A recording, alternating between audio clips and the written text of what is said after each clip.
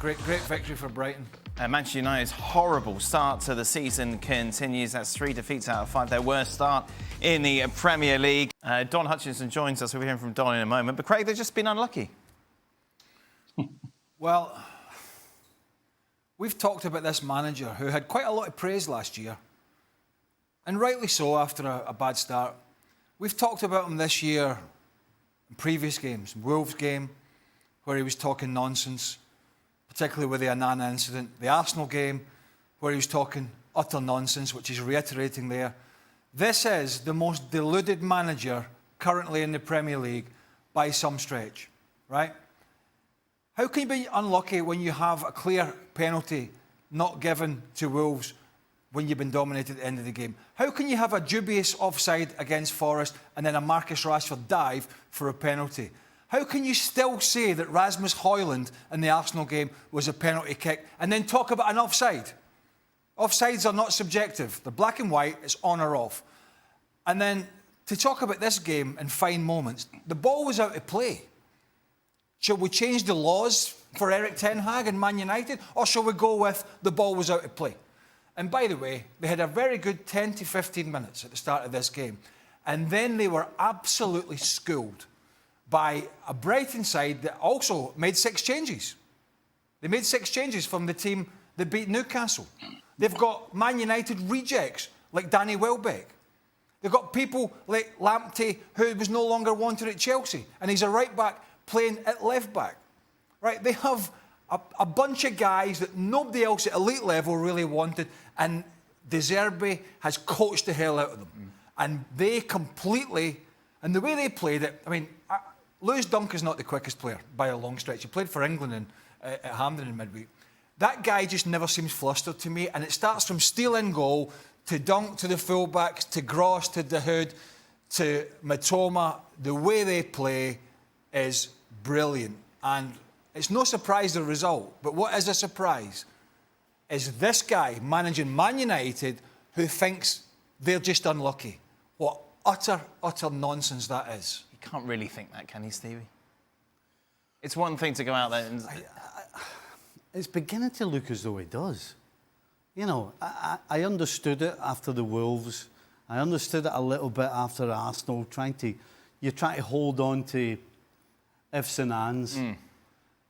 But to sit and watch this game, in the second half in particular, and watch a Brighton side, Manchester United had no idea how to get the ball back.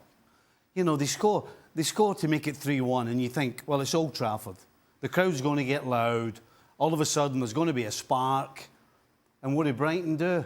They just take the air out of the game by knocking it around, knock it through the middle, knock it forward. You know what? Let's start again. They go all the way back to the goalie. Manchester United had no idea how to get the ball. And that's partly due to Manchester United and partly due to the brilliance of the way they've been coached and how comfortable and composed they are with the ball. It's absolutely frightening. If you dropped a ball at any spot on the Old Trafford field today, the only thing you know that was going to happen is Brighton were going to have it for the next 5 minutes. And anybody in a red jersey wasn't even going to get a smell of it. They got... I agree, for 20 minutes, it was like there was an energy and a desire, and it's like, you know, and again, ifs and ands, had they taken an opportunity. But after that, I'm sorry, this was one-sided after that. It's not ifs and buts. Well, you can have whatever you want. Don joins us. Don, Stevie talks about the noise at Old Trafford. One of the noisiest times is when Martial came on, which just shows the whole frustration from this home crowd at the moment. Do you know what, Dan? I think for the first time, since Ten Hag's been there, I think he's a man under pressure. He talked there and sticking to the principles, sticking to the plan. Well, they're 9 points off Man City already. They've lost 3 out of 5 games. Today, they got absolutely, to use Craig's words, schooled. They got pumped. I mean, De Zerbi's tactics were absolutely spot on. And the 2 players I think I felt sorry for the most, because I would imagine myself and Craig, not sure about Stevie in central midfield, but we've played in a 3 before when a team's got a 5, or, you know, Lallana being the sort of top of the diamond. And the work that Scott McTominay had to do by being a central midfield player, running out to Matoma or running out to Tarek Lamptey, was off the charts. On the left-hand side, Eriksen had to do the same down Veltman's side or down Adingra's side. So tactically, Ten Hag got it wrong, and you could see the patterns of the game. The boys are right. The first 10 minutes, there was energy, and Marcus Rashford for Man United was the best player in the park. And for the first time, I think watching Casemiro today, he really struggled. He struggled badly, and at his age, at only 30, he looked a player that was treading water today. But in terms of De Zerbi school and Ten Hag, 100%, because in the second half, they literally passed them off the park, and the numbers proved it before. In the graphic, it was 600 to 400. It was 56% possession. How many teams do that at Old Trafford? It was an amazing performance. Casemiro looks as he's been like that most of the season, to be fair. Yeah. And it's maybe not all his fault, but there's no doubt he's heavy-legged.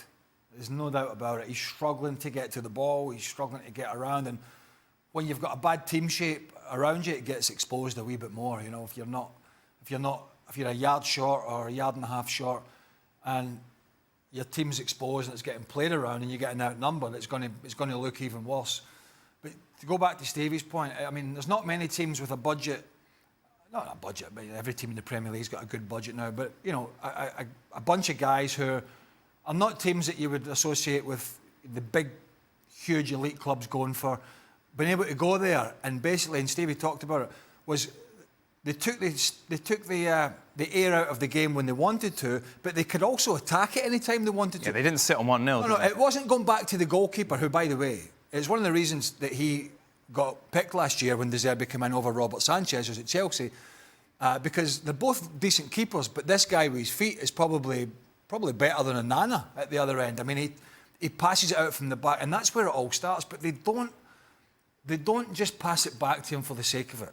They pass it back to him, and then the centre-halves drop in, and then there's always a midfielder coming back to support, and then he'll even try and slip it through some of those little narrow gaps, and they'll suck you in, and then before you know it, bang, there a couple of passes, they're through you, and they're on the attack. And they did that at will today. It wasn't just taking the sting out of the game for the sake of it. I mean, they could keep the ball in Man United, but that was embarrassing, wasn't it? When you're 3-1 down and they're just keeping it, and you're not even squeezing up to try and sort of get the ball back. You're saying, OK, we'll let them have it. It's pretty embarrassing for Man United at the moment. And quite frankly, his coaching credentials are starting to get examined a little bit more, because when you see what one guy on one side has done over the case of 12 months or so with what he's got, and then you look at what Ten Hag is doing and what he's done recently with what he's got, there's no comparison. And please don't anybody tell me that Greenwood's not there and Anthony's not there and there's injuries. We're talking about Brighton, we're talking about Man United. And one team today, and it wasn't a surprise, because we sort of knew this was coming when we saw this fixture, was one team today absolutely knew what patterns they play and what they were doing, and the other team just won it and then played off the cuff. Why then for 20 minutes were United so dominant, Stevie, and why couldn't they reassert that dominance later on? What changed? Well, I think they just had an energy and a desire, and they're at home, and the crowd was loud at the start. Yeah. And Brighton took a little time to settle down. But you look at United.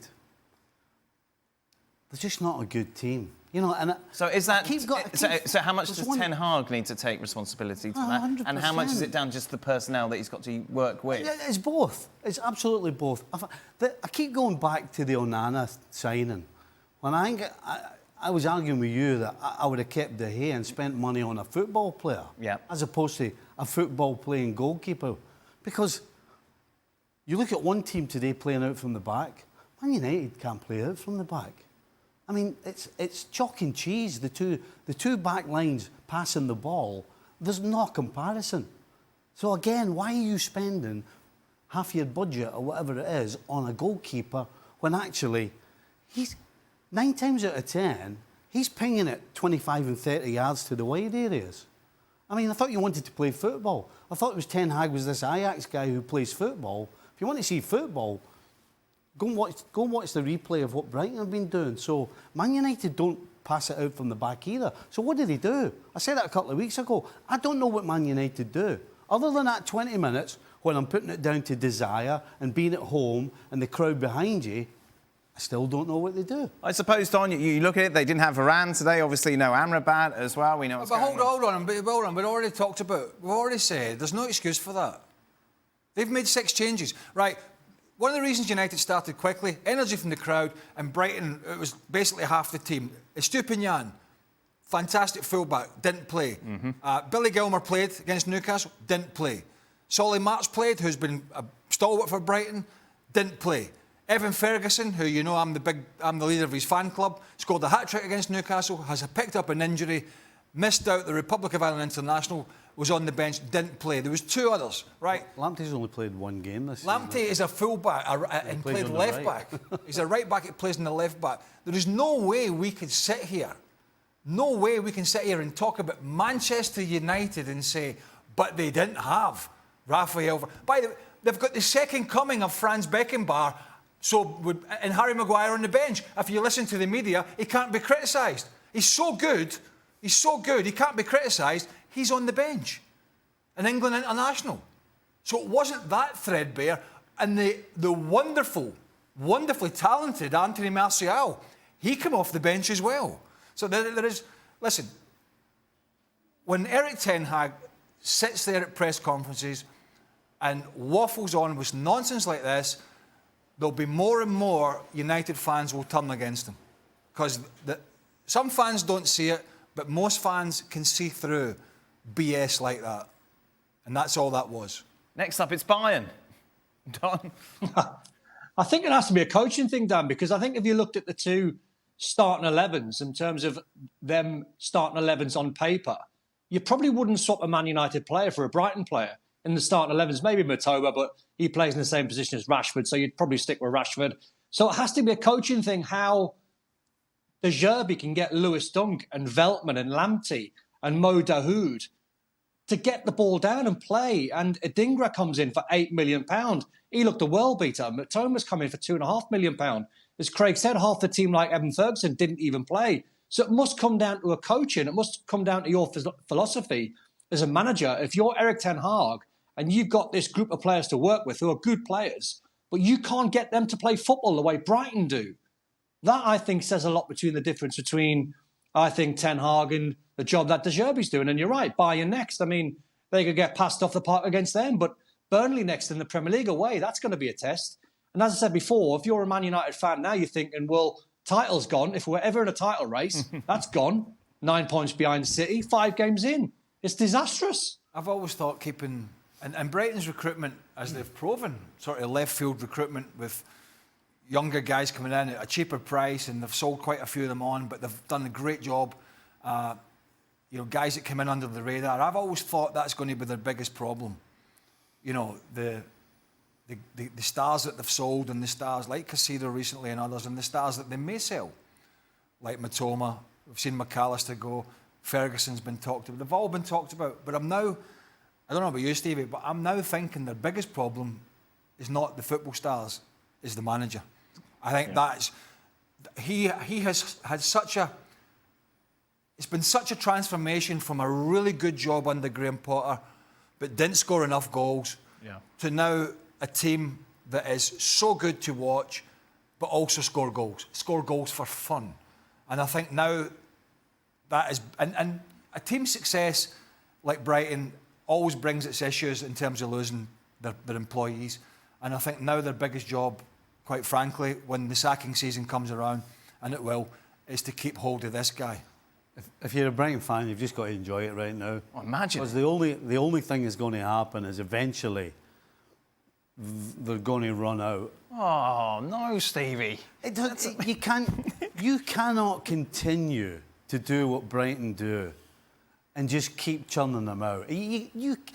There's one thing to but they've sold Caicedo, they've sold McAllister, they've sold Basuma before to Tottenham. They've sold many players recently. No, but it's going to run out eventually. Enjoy the ride while it lasts. As Craig said, what epitomises Brighton at the moment is you've got a player on loan from Barcelona who can't even get in the starting 11. Right. And that pretty much sums it all up. Nice.